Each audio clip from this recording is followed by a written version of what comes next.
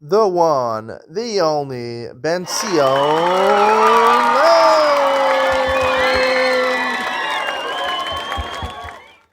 Good evening and welcome to Yeshiva YouTube Daily Double. Tonight we're doing Maseches Pesachim, Perek Zayin, Mishnah Aleph and Beis. Mishnah Aleph says, "Case of the Solonas HaPesach." We just had Pesach a couple of nights ago. How do you roast the carbon Pesach? Mavian shpud shal rimon. Tochon we talk pivad beis nikvuso. You take a spit. Now rimon literally means a pomegranate. It's hard to understand. Maybe on the spit you put a pomegranate. You know the skewers. They put different fried vegetables. I don't know.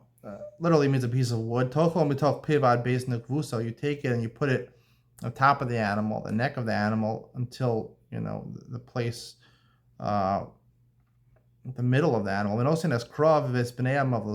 take the feet and you put the innards inside the animal and you roast it. You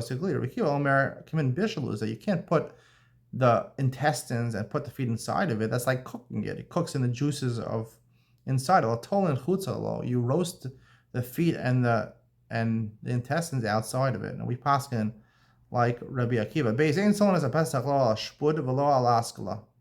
You're not supposed to roast the Karban Pesach on a metal skewer. You go to those restaurants, give you those skewers. You're not supposed to roast it on a metal.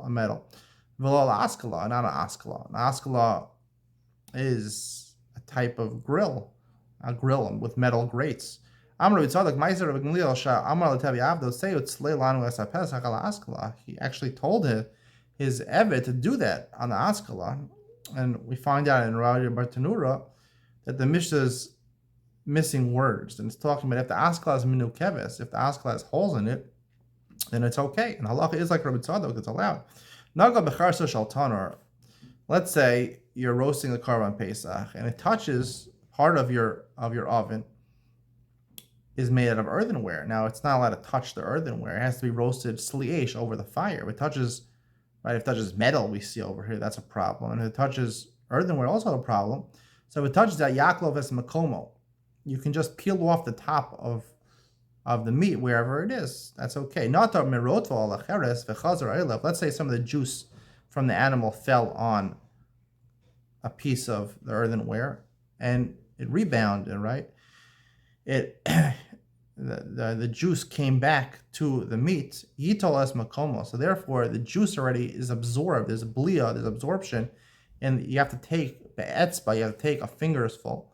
Etzba is about this much, the top of a finger, the width of a finger, and go inside the width of a finger, the depth of the animal, and take that area out because the juice goes inside of it, it penetrates it more. Let's say some of the juice of the animal fell on soles, which is fine flour.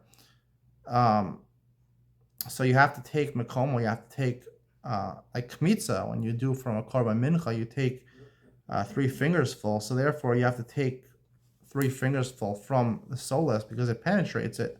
Again, here we're talking about juice that came from the korban pesach, and it touched a different plate. It touched the earthenware, so it's not sliesh. It's anything which is not sliesh is a problem like korban pesach, and therefore you can't eat that flour. You have to take the komets off. That's the conclusion of tonight's share. Stay tuned for Iyun Mitzion, where I talk about exactly what I believe an askala is. Roasting a Karban Pesach, we don't do it nowadays. How would you roast a Karban Pesach? Would you take your barbecue in your backyard, your gas grill, your electric grill? We'll talk about how you would do it practically nowadays. Your lamb chops, right? This lamb chops, that's what we're talking about over here. You're gonna roast them where, an open fire? You're gonna really have an open fire. You're gonna have a grill. You can have gas grill, electric grill. Talk about that. Iyun Mitzion coming up next.